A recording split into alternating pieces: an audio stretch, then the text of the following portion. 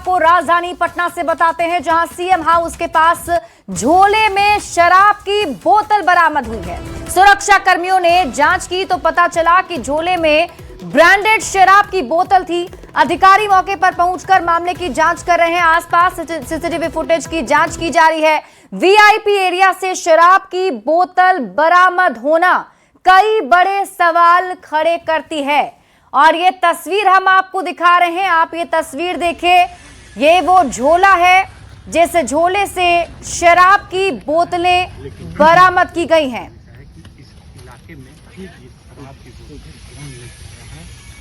तो दो तस्वीर आपकी टीवी स्क्रीन पर दिखा रहे हैं, जहां आप देख सकते हैं जो शराब की बोतलें हैं वो मिली हैं। बताया जा रहा है ब्रांडेड शराब की बोतलें हैं। अब वीवीआईपी एरिया से ये शराब की बोतल बरामद होना बड़े सवाल खड़े करती है।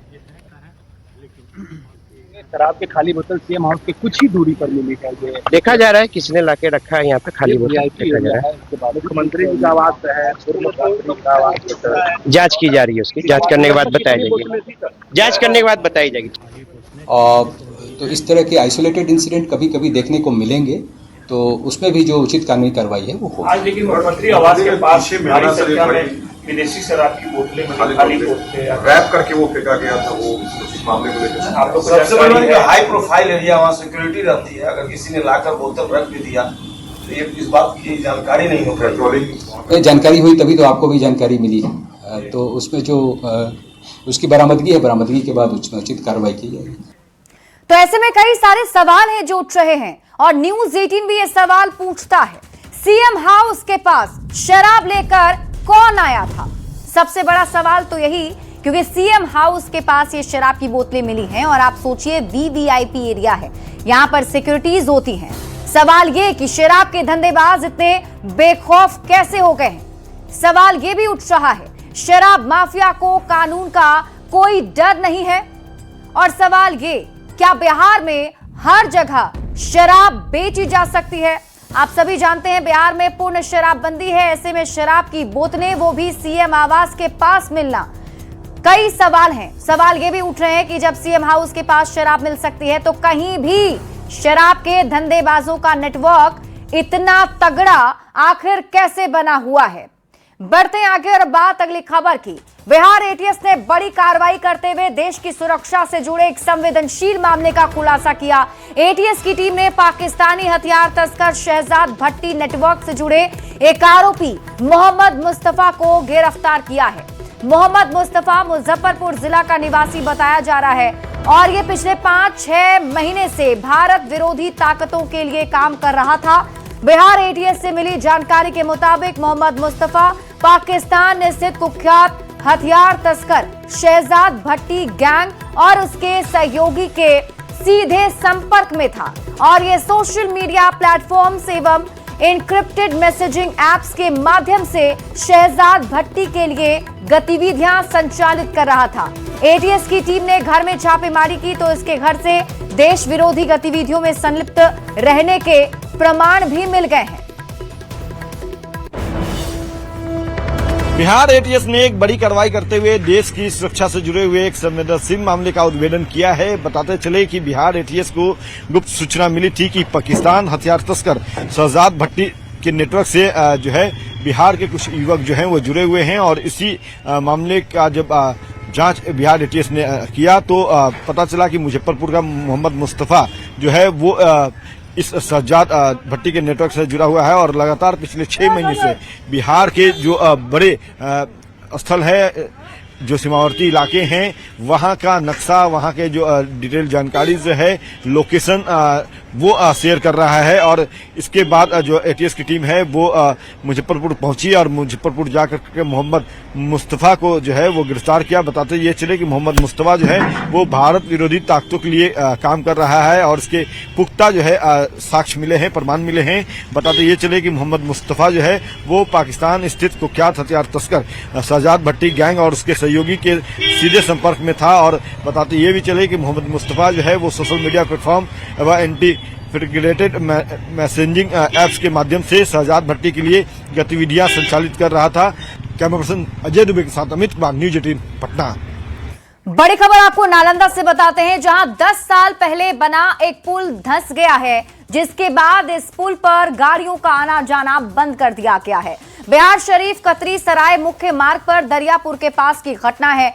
सकरी नदी पर बना ये पुल महज 10 साल में ही जर्जर हो गया और पुल पूरी तरह से धंस गया। पुल के नीचे नींव के नीचे से अचानक मिट्टी खिसकने से कई पिलर झुक गए हैं। इसकी वजह से कैपिंग में लगी लोहे की रॉड भी बाहर निकल आई है। इस पुल पर किसी भी तरह के हादसे की आशंका से निपटने के लिए प्रशासन की ओर से पुल के दोनों छोर पर दीवार खड़ी कर यातायात रोक दिया गया है।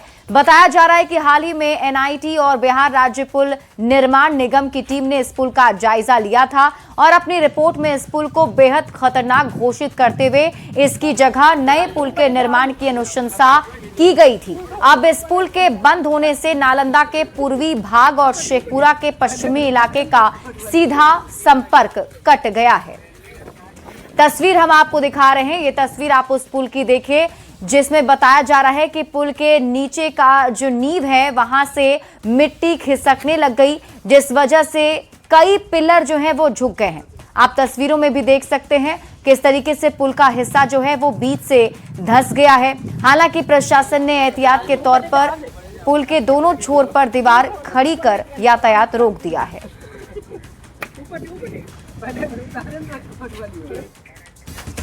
नवादा से आपको बड़ी खबर बताते हैं, जहां 10 दिन से गायब किशोर का शव बरामद किया गया है। सकरी नदी से किशोर का शव मिला है। कादिरगंज थाना क्षेत्र के घोस्तावा की एक घटना बताई जा रही है। परिजनों ने सदर अस्पताल के पास सड़क जाम कर दिया।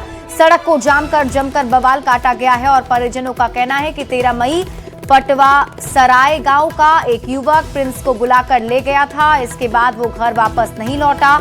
अगले दिन स्थानीय थाने में शिकायत दर्ज कराई गई, लेकिन पुलिस ने इस मामले को गंभीरता से नहीं लिया। परिजनों का आरोप है उसकी हत्या कर शव को नदी में फेंक दिया गया है। मेरा भाई था फुफेरा, उसको मार के बिक दिया गया। कब से गायब? 13 तारीख से। क्या लगता है कौन किया होगा? उसी का दोस्त है, रुपेश कुमार है उसका नाम। कहाँ का है वो पटवा सराय देने का, सैदपुरा। काहे से किया? पता नहीं अब काहे किया, इतना कम उम्र में क्या कर सकता है, जो बताइए आप ही। कुछ दुश्मनी नहीं, सब कुछ नहीं सर, कुछ वैसा बता रहा था, कुछ नहीं बताया। आज कहाँ बॉडी मिला? आज मिला ये सकरी नदी कादिरगंज के पास।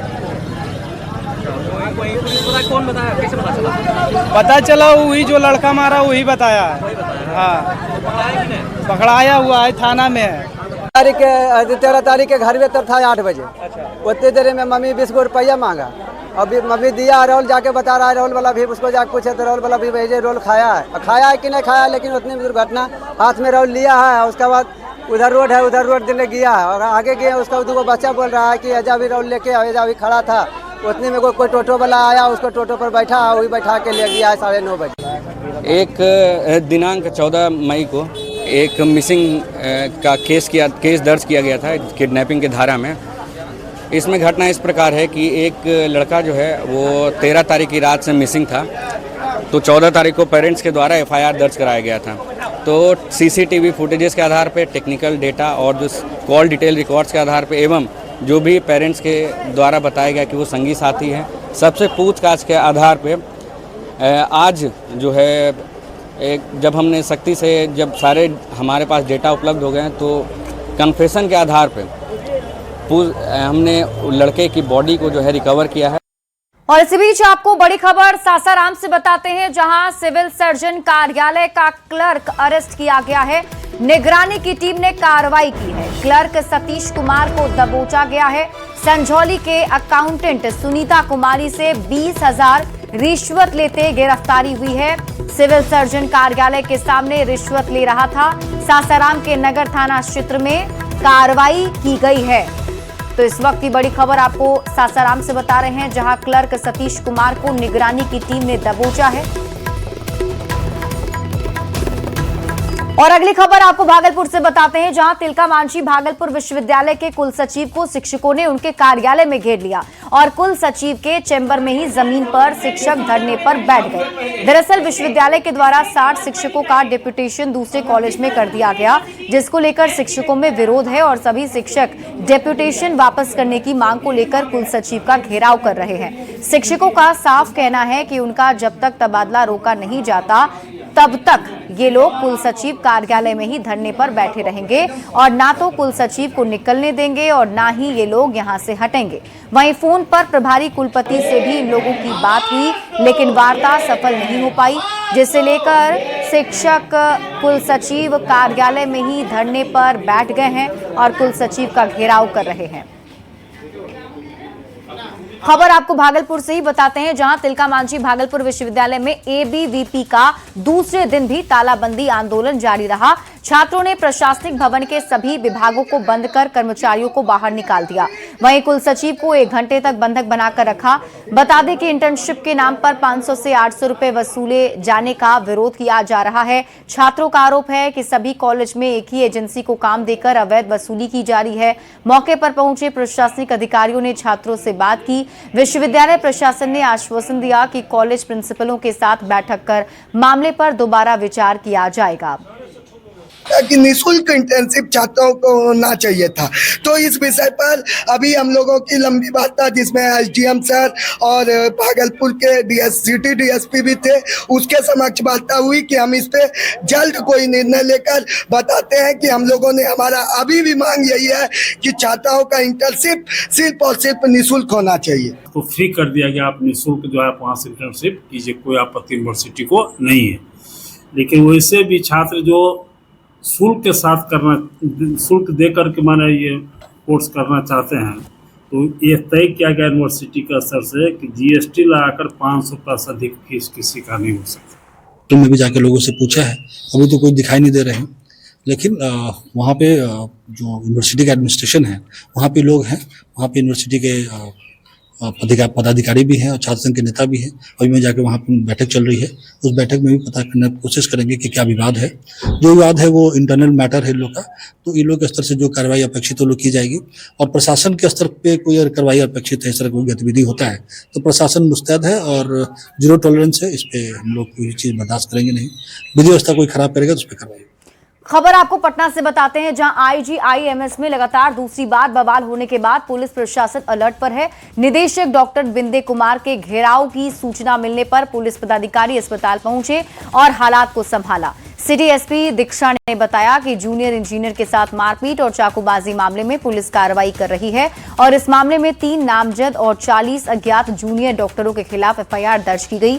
पुलिस ने जूनियर डॉक्टर को चेतावनी दी है। फिलहाल पुलिस की मौजूदगी में हंगामे को शांत करा दिया गया है। साथ हैं आईजीएमएस पहुंची थी, अभी काफी देर बातचीत हुई है निदेशक से, आपकी छात्रों से क्या एक्शन हुआ? कार्रवाई चल रही है, उसी के क्रम में जो स्टूडेंट्स का जो भी कहना था उस पर डिस्कशन हुआ है। उनको समझाया बुझाया गया है कि जो है कानून को उस तरह से हाथ में नहीं लेना है, ना पहले ना बाद में, और जो है यहाँ पे कार्य जो है लगातार चलता रहेगा, जो आराम से जो है सब कुछ कार्य होता रहे, लोगों को परेशानी ना हो, ये सब समझाया गया। अभी डिस्कशन चल रहा है। कितने छात्रों पर या फिर जूनियर डॉक्टर पर जो है एफआईआर किया? एफआईआर जो है 3 लोगों पर नेम्ड हुई थी कल जो की गई थी, और उसके अलावा अज्ञात 30-40 लोगों पे हुई है।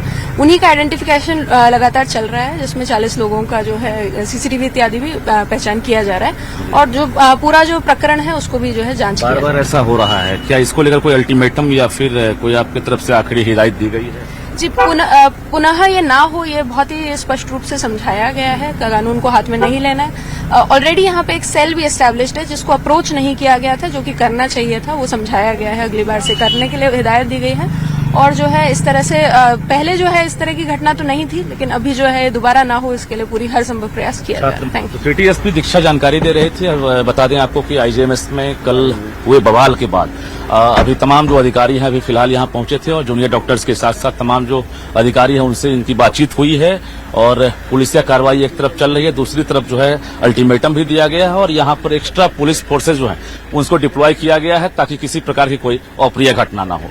कैमरामैन दीपक के साथ रजनीश कुमार, न्यूज 18 पटना। देश के जाने माने उद्योगपति और बिहार के रहने वाले अनिल अग्रवाल ने आईपीएल में बिहार की टीम बनाने की मांग की है।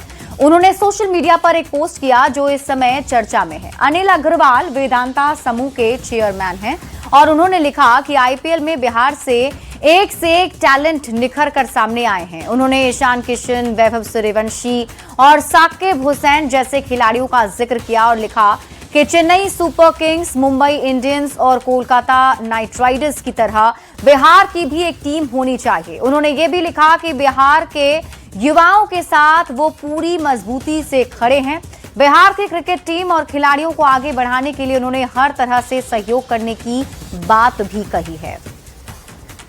तो ये पोस्ट आपको दिखा रहे हैं सोशल मीडिया साइट एक्स पर पोस्ट करके अनिल अग्रवाल ने ये बातें की हैं, जिसमें उन्होंने अपनी बात रखते हुए कहा कि बिहार से कई ऐसे क्रिकेटर हैं जो आईपीएल में अच्छा कर रहे हैं, तो ऐसे में बिहार की एक टीम आईपीएल में होनी चाहिए। तो उद्योगपति अनिल अग्रवाल के पोस्ट पर मुख्यमंत्री सम्राट चौधरी ने भी संज्ञान लिया और कुछ ही देर बाद उनके पोस्ट पर सोशल मीडिया एक्स पर जवाब भी दे दिया गया। मुख्यमंत्री ने लिखा कि वे अनिल अग्रवाल की बातों से पूरी तरह से सहमत हैं और बिहार के क्रिकेट इमोशन के लिए सरकार स्पष्ट विजन के साथ मिशन मोड में कार्यरत है।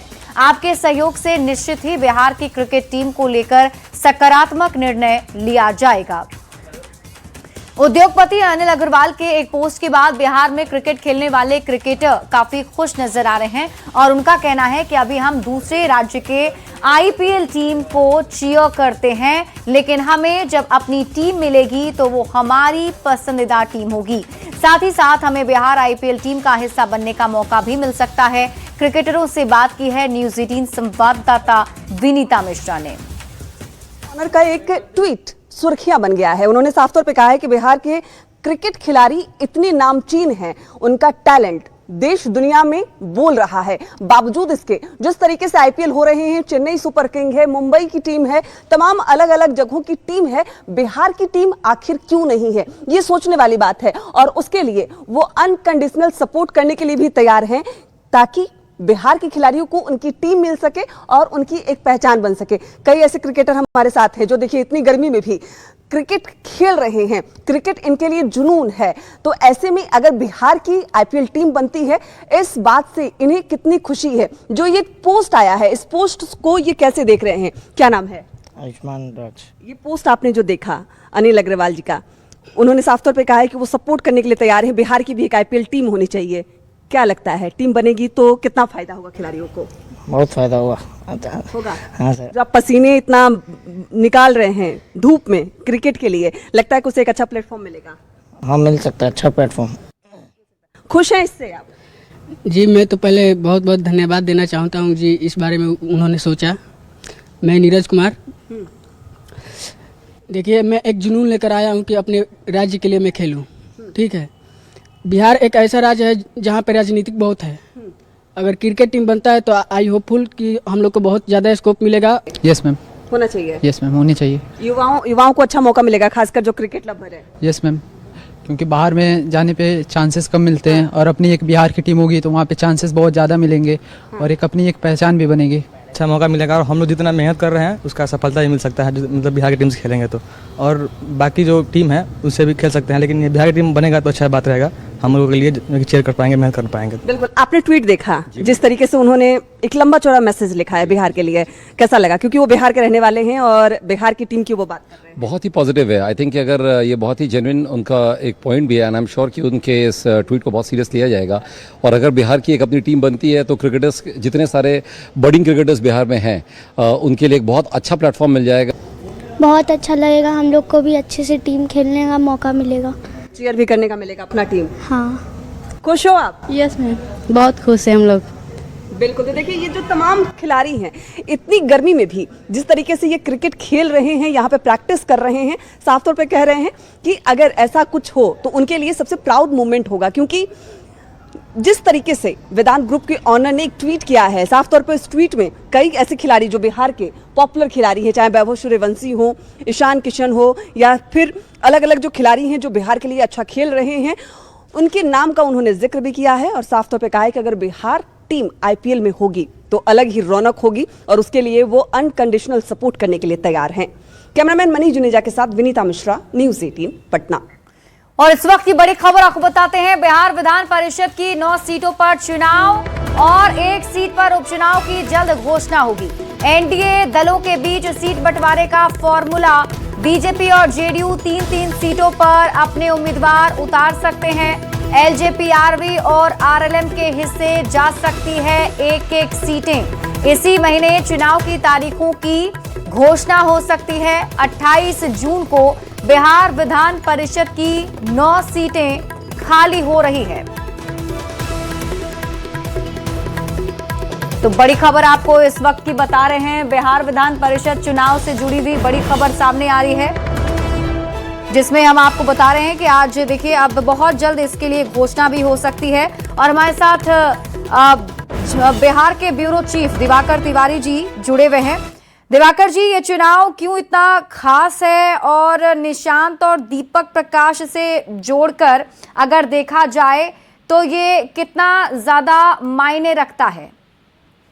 देखिए, चुनाव काफी महत्वपूर्ण है। निशांत कुमार मंत्री बन चुके हैं, लेकिन वो किसी सदन के सदस्य नहीं है, तो उनका चुना जाना तय है। दीपक प्रकाश भी मंत्री बन चुके हैं, लेकिन वो भी किसी सदन के सदस्य नहीं है, तो उनका भी चुना जाना तय है।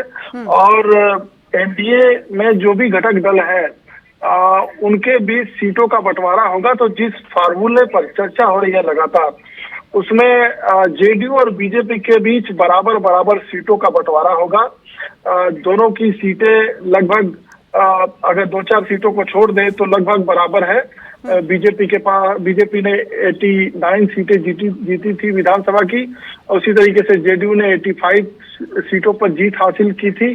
तो अब विधान परिषद की जो 9 सीटें खाली हो रही है और 1 सीट जिस पर बाई इलेक्शन होना है, नीतीश कुमार की वो सीट खाली हो रही है, तो उसका भी 4 साल का अभी बचा हुआ है टेन्योर। तो वो सीट जो है जेडीयू के खाते में जाएगी। लेकिन 9 सीटों में अगर खासतौर पर बात करें तो 8 सीटें एनडीए के खाते में जाती हुई दिख रही है। 1 सीट जो है विपक्षी दल आरजेडी के खाते में जाती हुई दिख रही है। अगर 8 सीटें जो एनडीए के खाते में जाती हुई दिख रही है, उनमें अगर बीजेपी जेडीयू की बात करें तो 3-3 सीटें बीजेपी और जेडीयू साझा करेंगी।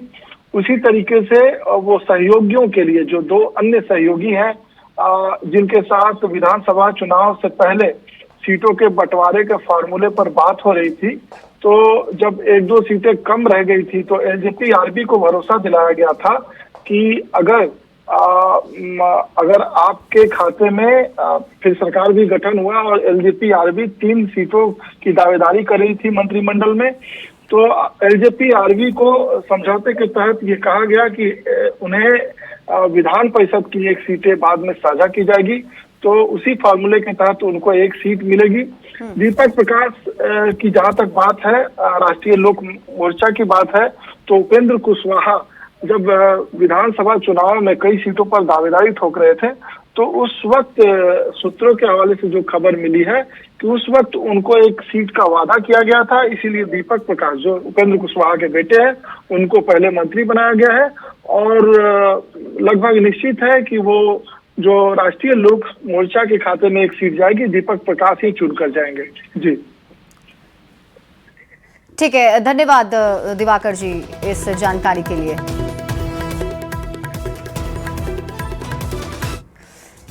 सीतामढ़ी सदर अस्पताल एक बार फिर अपनी व्यवस्था को लेकर सवालों के घेरे में है और इस बार मामला सदर अस्पताल स्थित एमसीएच बिल्डिंग की सुरक्षा व्यवस्था से जुड़ा है, जहां तैनात महिला गार्ड अपनी जिम्मेदारी निभाने के बजाय मोबाइल में व्यस्त नजर आ रही हैं।